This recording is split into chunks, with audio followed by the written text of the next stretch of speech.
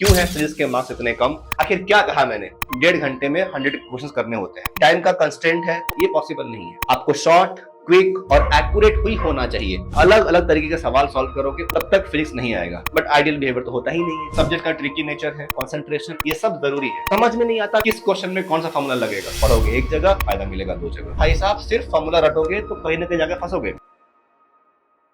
इतने सारे अच्छे अच्छे कमेंट्स आते हैं पर यार सब्सक्राइब करना भूल जाते हो। कोई नहीं, हम याद दिलाते रहेंगे। So hit that subscribe button and bell icon because MSTCT बोले तो गणित अंक। हेलो एवरीवन, स्वागत है आपका आज के एक बहुत ही जरूरी टॉपिक में। Why is physics a nightmare? बच्चों को फिजिक्स इतना डरावना क्यों लगता है? और ये दुर्भाग्य की बात है कि जिस उम्र में बच्चों को सपने किसी और के आने चाहिए, उस उम्र में फिजिक्स के डरावने और मुश्किल सवालों के आते हैं। तो मैंने सिलसिलेवार ढंग से ही एक्सप्लेन करने की कोशिश की है कि आखिर क्या प्रॉब्लम है, क्यों है फिजिक्स इतना डर, क्यों है फिजिक्स के मार्क्स इतने कम, और ऐसा क्यों है कि 50% भी बच्चा अगर लाता है तो बेसिकली 95 परसेंटाइल को क्रॉस कर जाता है। इसी चीज को मैंने एक्सप्लेन करने की कोशिश की आज के इस नए वीडियो में। तो भाई सबको पता है, मैथ्स बाउंसर होता है लेकिन क्रॉस कर जाता है, केमिस्ट्री थोड़ा आसान होता है कंपैरेटिवली, और फिजिक्स तो भाई सब सीधा यूटर्न 180 डिग्रीज में। तो सबसे पहला जो तरीका मुझे लगता है कि जो जरूरी है, जिसकी वजह से फिजिक्स इतना डिफिकल्ट है, वो है टाइम कंस्ट्रेंट। आखिर क्या कहा मैंने? हम सबको पता है कि सीईटी में बेसिकली 1.5 घंटे में 100 क्वेश्चंस करने होते हैं। चलो, ऑन एन एवरेज अगर मान लिया जाए तो 50 क्वेश्चंस हमें सॉल्व करने हैं 50 मिनट्स में। अब ये सवाल फिजिक्स के हैं। इसमें सबसे पहले क्या करना है? सबसे पहले जब पता है कि टाइम का कंस्ट्रेंट है तो कुछ बातों का ध्यान देना बहुत जरूरी है। सबसे पहले हमें हर क्वेश्चन को सॉल्व नहीं करना है। Solve easy questions first aim for 30। भाई साहब, सबसे पहले हमें कोशिश करनी है कि कम से कम 30 सवाल हमारे सही हो जाए। 30 छोड़ो, कम से कम 25 सवाल सही हो जाए, आधे सवाल सही हो जाए। और वो सवाल जल्दी कैसे सॉल्व होंगे, कम एफर्ट में कैसे सॉल्व होंगे? क्योंकि हमारे पास हिट एंड ट्रायल का मेथड नहीं है।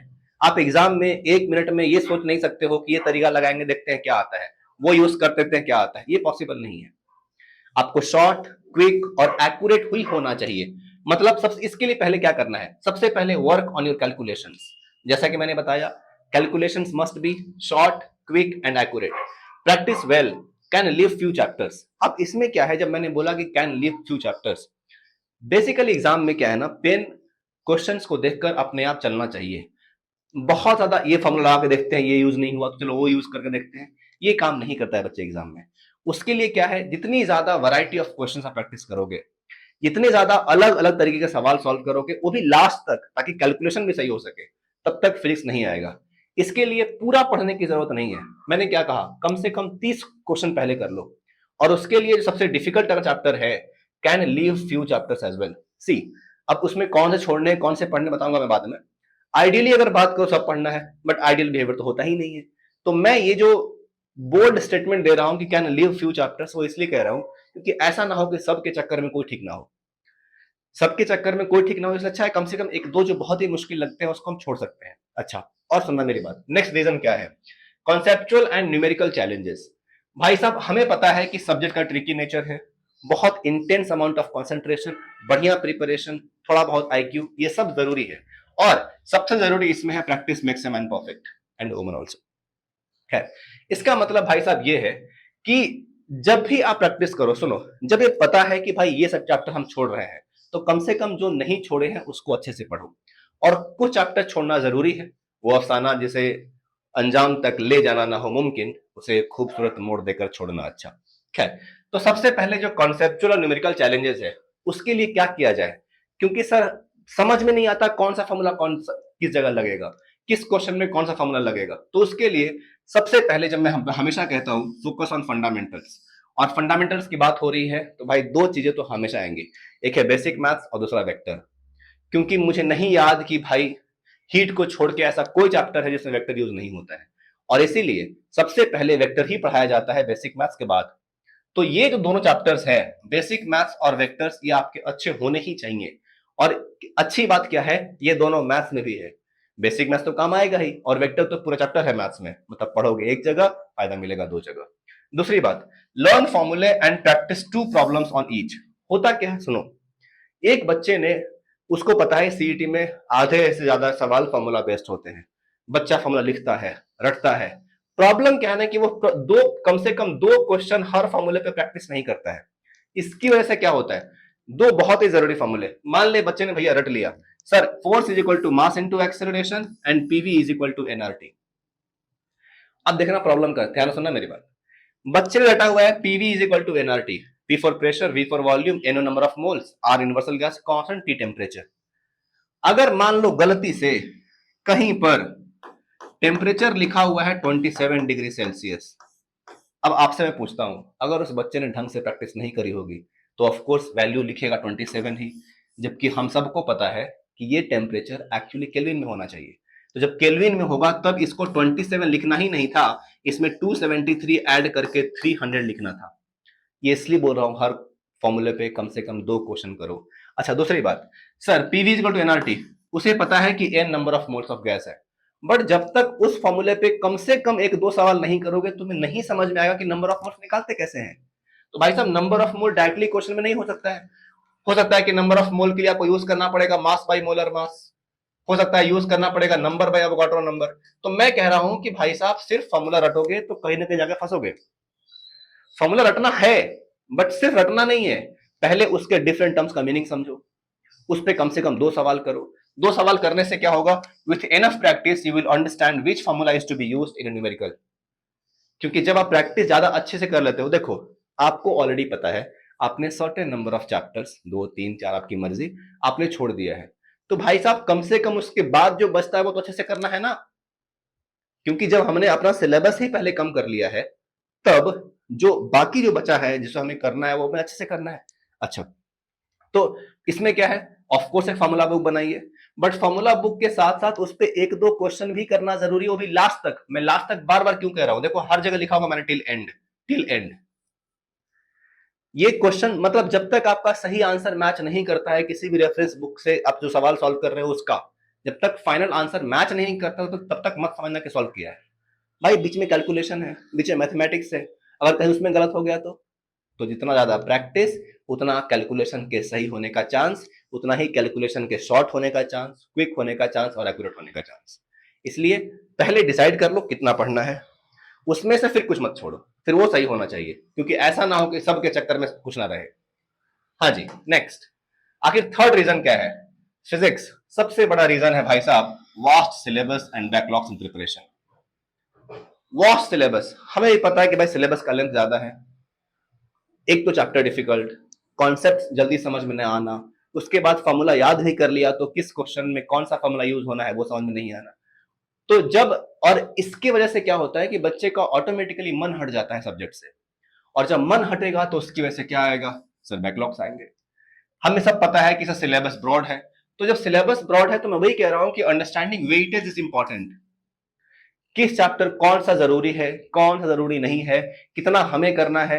क्योंकि देखो अगर 50 में 50 क्वेश्चन सही करने जाओगे, अगर एग्जाम हॉल में बैठने से पहले दिमाग में कि नहीं मैं तो फिजिक्स का आइंस्टाइन हूं, मुझे 50 में 50 क्वेश्चन आने ही चाहिए, भाई साहब 50 कभी नहीं आएगा सही। तो उसके लिए करना क्या है, जो इंपॉर्टेंट चैप्टर है वो समझिए, वेटेज समझिए। जैसे कि इंपॉर्टेंट चैप्टर आपको पता है केटीजी है, फ्लूइड्स है, इलेक्ट्रोस्टैटिक्स है, करंट है, रोटेशन है, ये सब जरूरी चैप्टर है। रोटेशन की बात होगी तो उसमें सर्कुलर मोशन भी आएगा। दूसरा अब है कि सर बैकलॉग का क्या किया जाए, ये जो बैकलॉग जो भर भर के हमारे हैं उससे क्या करें। भाई यूज वैकेशंस और Sundays gap to complete backlogs, क्योंकि करंट वाले को छोड़ के पुराने वाले को पढ़ोगे तो भाई जो करंट वाला है वो बैकलॉग हो जाएगा। तो ओवरऑल तो बात तो सेम ही रही। तो उसके लिए जरूरी क्या है, जितने भी आपकी छुट्टियां हैं चाहे वो संडे एग्जाम के बाद, टेस्ट के बाद, जो भी टाइम मिलता है इन वेकेशंस का, इन संडेज का आप यूज कीजिए, क्योंकि नए वाले को भी करना है पुराना वाले भी करना है। करेक्ट। हाँ जी, during preparation mention important points in notes. बहुत बार क्या होता है कि चैप्टर के अंडरस्टैंडिंग के लिए जो इस पेज पे लिखा होता है वो सफिशिएंट नहीं होता है। तो जब भी आप लेक्चर सुनो, लेक्चर देखो, ऑनलाइन पढ़ो ऑफलाइन पढ़ो, जैसा भी पढ़ो, अगर कुछ ऐसी बातें तुम्हें लग रही है कि नहीं ये बात सर ने जरूरी बताई है, हमें नहीं मालूम था, भले ही सर ने लिखवाया नहीं, भाई साहब वीडियो को पॉज करो और उस समय उस पॉइंट को लिख लो खुद से, क्योंकि वो बेटर अंडरस्टैंडिंग के लिए बाद में जरूरी है। सेल्फ ट्यूटरिंग कहते हैं इसको। और बहुत जरूरी बात, पर्टिकुलरली जो 10वीं तक आदत लगी है भाई उसको छोड़ दो। Avoid rote learning. रटने की आदत रखोगे कहीं ना कहीं फंसोगे। मैंने कहा ना, इसी एग्जांपल में मैंने बताया, हम सबको मालूम है F is equal to M A, PV is equal to NRT, but भाई साहब मास दिया है 100 ग्राम, बच्चे ने 100 ग्राम लिख दिया है। उस मास को केजी में कन्वर्ट करना आना चाहिए ना। इसलिए कह रहा हूं रोट लर्निंग मत करो, पहले हर टर्म्स का मीनिंग समझो। फॉर्मूला याद करना है, आधे से ज्यादा क्वेश्चन फॉर्मूला बेस्ड होते हैं, फॉर्मूला याद करना है, बट फॉर्मूला जब याद करना है तो उसके डिफरेंट टर्म्स का मीनिंग समझना है, यूनिट समझने हैं, यूनिट में कन्वर्जन कहीं है तो वो बेसिकली समझना है। और इस तरीके से आप, और हर उस फॉर्मूला पे कम से कम, जैसा कि मैंने पहले भी कहा, 2 क्वेश्चन करना जरूरी है, तब हम समझ पाएंगे कि हमें ये वाला आता है। वो भी कहां तक? लास्ट तक, बीच में छोड़ने का नहीं। आइए, हाँ जी। और मैं ये सब बातें क्यों बता रहा हूं, इतने सारा मैंने भाई साहब पिछले नांदेड़ लातूर के मार्केट में 12 साल से पढ़ा रहा हूं, इतने ज्यादा वॉल्यूम बच्चे देखे हैं जितना शायद ही किसी को नसीब होगा। भाई साहब एक साल में कम से कम, मिनिमम अगर बात करें तो कम से कम 10,000 बच्चों को हमने पढ़ाते हैं। उनकी वैरायटी ऑफ प्रॉब्लम्स, जितना ज्यादा वॉल्यूम होता है उतने ज्यादा अलग तरीके प्रॉब्लम आते हैं। तो इन्हीं सारी प्रॉब्लम को कंसाइज करके मैंने बताया है कि क्या क्या मेन दिखते हैं। सिलेबस वास्ट है, ट्रिकी नेचर है सब्जेक्ट का, टाइम कम है, कॉन्सेप्चुअल लर्निंग होती है, न्यूमेरिकल बेस्ड प्रॉब्लम्स होते हैं। अब उसी में नेक्स्ट सर, और इस डर से बच्चा करता क्या है, प्रिपरेशन कम हुआ, प्रिपरेशन कम हुआ तो वो डर लगता है उसे कि हाँ अगर हमने टेस्ट दिया मार्क्स कम आए तो पेरेंट्स को मालूम चल जाएगा। अभी जो प्रिपरेशन हमारी खराब है वो सिर्फ हमें मालूम है, उसके बाद तो पूरे जगत में बदनामी हो जाएगी। तो वो बच्चा क्या करना शुरू करता है, मिसिंग टेस्ट, टेस्ट को मिस करना शुरू करता है। Many don't appear in test due to lack of preparation, यही उसका बहुत बड़ा रीजन यही होता है। फिर उसके बाद यहां दर्द होगा, फिर वहां दर्द होगा, फिर पेट खराब होगा। तो इसकी वजह से समझिए, जब हमें मालूम है, अगर तुम्हें संडे को टेस्ट है और पहले से ही मालूम है आज मंडे है, 7 दिन हमारे पास है, तो just start early, start early, well begun is half done. जैसे ही आप शुरू जल्दी करोगे ना, आपके पास एम्पल ऑफ टाइम मिलेगा बाकी काम करने के लिए। तो एम्पल ऑफ टाइम मिलने के लिए start early, sit for long hours to have adequate practice. क्योंकि जितना, अगर मान लीजिए इतना टाइम में इतना ही हो पाता है प्रिपरेशन, तो भाई साहब आपके पास कुछ ना कुछ छूट जाएगा। अगर आप स्टडी फॉर लॉन्ग आवर्स करोगे तो बाकी चीजें जो हैं, जो छूट रही थी एग्जाम के प्रिपरेशन के पहले नहीं हो रहा था, वो भी कवर हो जाएगा। सो इसलिए मैं कह रहा हूं start early, sit for long hours to have adequate practice, and best way to revise chapters is to have just few problems being solved on them. अच्छा, सबसे पहले टेस्ट में जरूरी नहीं है कि भाई साहब कि जितना हो सके हम सबसे मुश्किल सवाल शुरू करेंगे। क्या कहा है, 50% भी सही हो जाएगा तो फिजिक्स में 95 परसेंटाइल से ऊपर पहुंच जाओगे। तो हमें सब करने की जरूरत नहीं है, मैं शुरू में कह रहा हूं सब करने की जरूरत नहीं है, लेकिन जो कर रहे हो वो अच्छे से करो। तो आपको, अगर आपने डिसाइड किया कि नहीं फिजिक्स में पहले 25 मार्क्स सिक्योर करने हैं, तो वो 25 मार्क्स इजी है, एंड आपको शुरू करना है 50 उसी 25 इजी क्वेश्चन से। और एक बार बताऊं, अगर आपको पता है ना कि सर अभी बस 20 मिनट हुए हैं एग्जाम के शुरू हुए, हमने फिजिक्स शुरू किया है और फिजिक्स में 25 क्वेश्चन सही हो गए हैं, आपका मोरल, आपका कॉन्फिडेंस ऑलरेडी बूस्ट हो जाएगा। सब करके गलत करने से अच्छा है कुछ करके सही करना, ये जरूरी है। End of course avoid chip dopamine. आप जिस उम्र में हो उस उम्र में भाई साहब मन बहुत कुछ कहता है करने को, अभी नहीं, कल पढ़ लेंगे, परसों पढ़ लेंगे।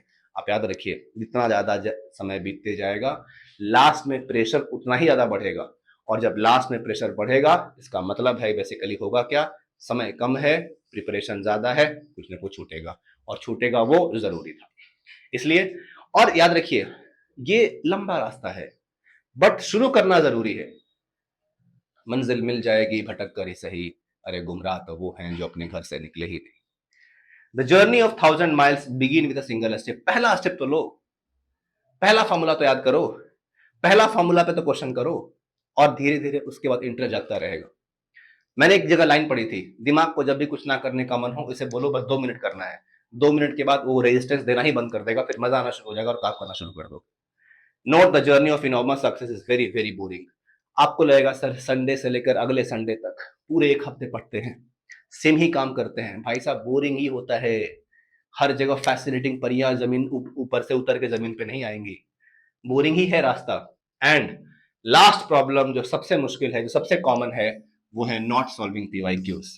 पीवाईक्यू क्या करता है, पीवाईक्यू बेसिकली आपको आइडिया देता है कि एग्जाम में सवाल कैसे आएंगे। Will have surge of confidence, जैसे ही कोई प्रीवियस ईयर क्वेश्चन सॉल्व किया, आंसर आया, आपने मैच कराया, आंसर मैच कर गया, भाई साहब कॉन्फिडेंस आएगा। कि पिछले साल का क्वेश्चन सॉल्व हो गया, मतलब इस साल जो आएगा वो भी सॉल्व होगा। तो सॉल्व कीजिए ताकि आपके अंदर कॉन्फिडेंस आए। ये आपके प्रिपरेशन का लिटमस टेस्ट भी है कि पीवाईक्यू सॉल्व हो रहे हैं, मतलब हमारा प्रिपरेशन अच्छा है। Use approximations during practice if options are not really same. ये बात तो बेसिकली लेक्चर में बताई जाएगी आपको कि किस तरीके से अप्रोक्सीमेशन लेना है। मैंने कई बार बच्चों को बोला है कि जितना हो सके अगर ऑप्शन दूर हैं तो भाई साहब अप्रोक्सीमेशन लीजिए। Time period is 2 pi under root L by G, right. चुपचाप पाई और रूट जी कैंसिल कर दीजिए। बच्चा बोलेगा हाँ ये कैसे हो गया? ए भाई, पाई स्क्वायर का वैल्यू एक्चुअली जी के बराबर होता है नियरली, तो अप्रोक्सीमेशन लीजिए। और ये सब कब आएगी कि आपको किस जगह पे 3.14 को 22/7 लिखना है, किस जगह पे आपको सिर्फ 3 लिखना है, ये सिर्फ और सिर्फ कैलकुलेशन प्रैक्टिस एनफ करने के बाद ही समझ में आएगी। इसलिए अपने विंडो को छोटा कीजिए, 1-2 चैप्टर जो छोड़ना है वो छोड़िए, लेकिन जो कीजिए वो बहुत अच्छे से कीजिए, ये करना अच्छे से जरूरी है। क्लियर है? और इसलिए मत करो क्योंकि करना है, इसलिए करो क्योंकि 11-12 में ये 2 खूबसूरत साल वापस फिर कभी नहीं आएंगे। So enjoy the process of this toiling hard, preparing for a life of dreams and living these 2 beautiful years. Thank you.